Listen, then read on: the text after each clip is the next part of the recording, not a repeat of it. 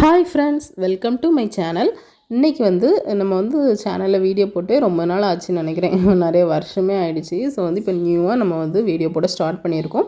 இனி நிறைய packing recipes உங்களுக்கு இந்த சேனலில் வரும். ஸோ மறக்காமல் சப்ஸ்கிரைப் பண்ணி வச்சுக்கோங்க. இன்றைக்கி ஸ்டார்டிங்கில் ஃபஸ்ட்டு நம்ம பட்டர் குக்கீஸ் ரெசிபி தான் பண்ண போகிறோம். ஸோ பார்த்தீங்கன்னா நான் இதில் ஒரு பவுலில் 200 கிராம்ஸ் அளவுக்கு குக்கிங் பட்டர், அன்சால்டட் பட்டர் எடுத்து வச்சுருக்கிறேன். என்ன பட்டர்னாலும் யூஸ் பண்ணிக்கலாம்.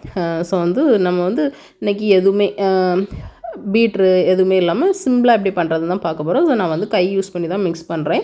ஸோ இதில் லைட்டாக ஒரு 2 நிமிஷம் பட்டரை நல்லா கையை வச்சு மிக்ஸ் பண்ணிக்கோங்க.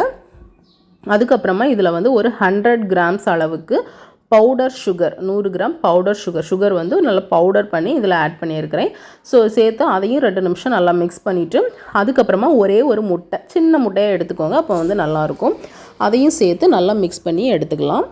ரொம்ப கைவலிக்க மிக்ஸ் பண்ண வேண்டாம். ஒரு 1லேருந்து 2 நிமிஷம் லைட்டாக மிக்ஸ் பண்ணிக்கோங்க, போதும்.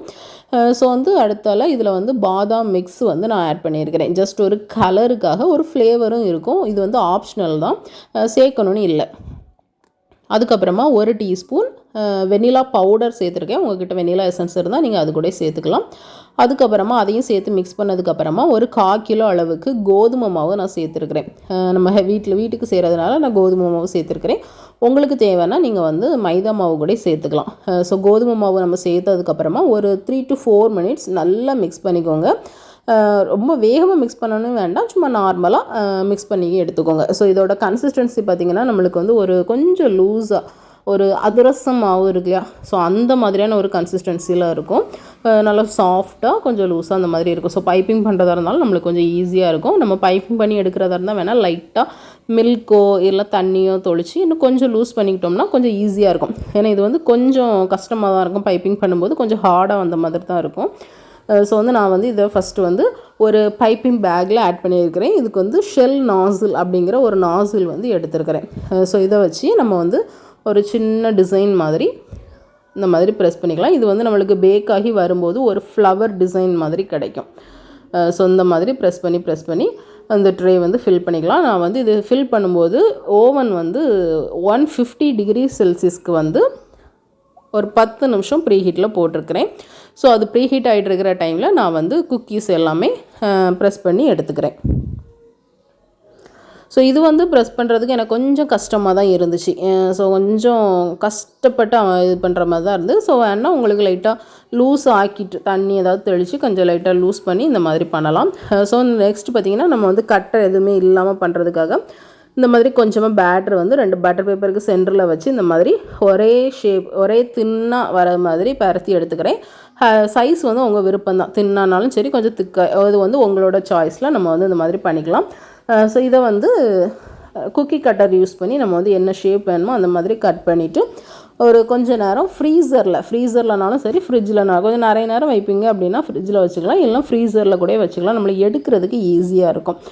ஸோ இந்த மாதிரி கட் பண்ணிவிட்டு நான் ஃப்ரீசரில் வச்சு எடுத்துக்கிறேன்.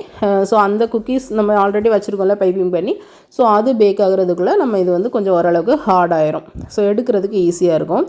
ஸோ பாருங்கள், இப்போ ஒரு நம்ம ப்ரீஹீட் பண்ண அவனில் ஒரு 10 to 15 மினிட்ஸ் பேக் பண்ணி எடுத்துருக்குறோம். எனக்கு கரெக்டாக ஒரு 12 to 13 மினிட்ஸ்க்குள்ளே பேக் ஆகிடுச்சு. ஸோ இப்போ சூடாக இருக்கும்போதே நான் எடுக்கிறேன். இப்போ கொஞ்சம் சாஃப்டாக தான் இருக்கும். நம்மளுக்கு நல்லா ஆறுனதுக்கப்புறமா நல்லா கிறிஸ்பியாக சூப்பராக இருக்கும். ஸோ ஒரு பிளேட்டுக்கு நான் ட்ரான்ஸ்ஃபர் பண்ணிவிட்டு நம்ம கட் பண்ணி வச்சுருந்தோம் இல்லையா 2வது குக்கி கட்டர்ஸ் யூஸ் பண்ணி அதை இந்த மாதிரி மெதுவாக எடுத்து அதையும் நம்ம பேக் பண்ணதுக்கு வச்சிடலாம். நம்ம ஒரு டைம் வைக்கும்போது அது ஒரே ஷேப்பில் இருந்தால் நம்மளுக்கு எல்லாமே ஒரே மாதிரி வரும். ஸோ இப்போ இது பார்த்திங்கன்னா நான் ஸ்டார் கொஞ்சம் நைஸாக இருக்கிறதுனால அது கொஞ்சம் பர்ன் ஆன மாதிரி ஆகிடுச்சு, பட் கரியெல்லாம் இல்லை. ஸோ 3வது ஸ்டெப் பார்த்திங்கன்னா இந்த மாதிரி பட்டர் பேப்பரில் வச்சு ரோல் மாதிரி பண்ணி நான் கட் பண்ணி சேர்த்துக்கிறேன். அப்போ அது ஒரு டெக்ஸ்சர் நல்லாயிருக்கும்.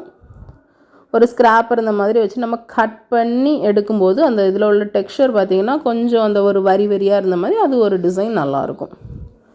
ஸோ இந்த மாதிரி பண்ணிக்கலாம்.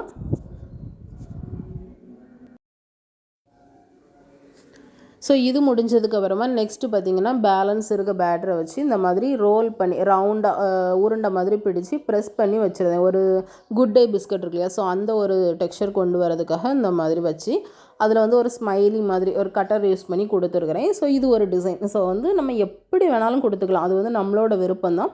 அதே மாதிரி உங்களுக்கு நட்ஸு, சாக்கோ சிப்ஸு இந்த மாதிரி எது சேர்க்கணுன்னாலும் அதுவுமே உங்களோட சாய்ஸு. அதே மாதிரி சால்ட்டு சேர்த்துக்கலாம். மேலே வந்து லைட்டாக சால்ட்டு வந்து தூவி விட்டு நம்ம பேக் பண்ணோன்னா ஒரு சால்ட்டி பிஸ்கட் டேஸ்ட் அது நல்லாயிருக்கும். ஸோ வந்து நம்ம விருப்பம், உங்களுக்கு கேஷ்யூநட் சேர்க்கணுன்னா இந்த மாதிரி பிஸ்கட்டில் கேஷ்யூநட் சேர்த்து மிக்ஸ் பண்ணிக்கலாம், அதுவுமே நல்லாயிருக்கும். ஸோ இந்த மாதிரி எல்லாமே நான் பேக் பண்ணி எடுத்துட்டேன். ஸோ இது பார்த்திங்கன்னா ஒரு ஃப்ளவர் ஷேப் வந்திருக்கா. ஸோ இந்த star, good day biscuit, so இந்த மாதிரி நம்ம என்னென்ன டைப்னாலும் போட்டுக்கலாம். நான் வெயிட் செக் பண்ணுங்கிறதுக்காக மேலே எதுவுமே போடலை, நட்ஸ் எதுவுமே போடலை. ஸோ பார்த்திங்கன்னா இதுக்கு வெயிட் பார்த்திங்கன்னா 1/2 kg இருந்துச்சு, கரெக்டாக வந்து 1/2 kg இருந்துச்சு. நம்ம 200 கிராம்ஸ் பட்டர், 250 கிராம் மைதா எல்லாமே சேர்த்து 1/2 kg டோட்டலாக பிஸ்கட் வந்து நம்மளுக்கு கிடச்சிருந்து. ஹெல்த்தியாக வீட்டிலையே செஞ்சு சாப்பிடலாம். நல்ல கிறிஸ்பியாக, நல்ல டேஸ்ட்டாக, உங்களுக்கு கடையில் கிடைக்கிற அதே டேஸ்ட்டில் இருந்து, ரொம்ப எந்த ஒரு வித்தியாசமும் சொல்ல முடியாது. நல்ல டேஸ்ட்டாக இருந்தது, கடையில் உள்ளதை விட டேஸ்ட்டு சூப்பராக இருந்தது. ஸோ இது வந்து சேல் பண்ணுறதா இருந்தால் இந்த மாதிரி பாக்ஸில் கூட போட்டு நம்ம சேல் பண்ணிக்கலாம்.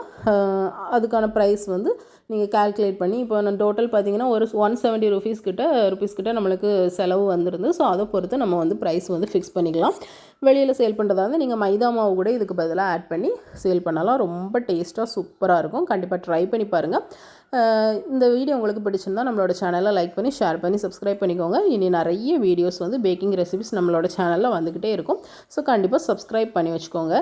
இன்னொரு இன்ட்ரெஸ்டிங்கான வீடியோவில் மீட் பண்ணுறேன். பாய்.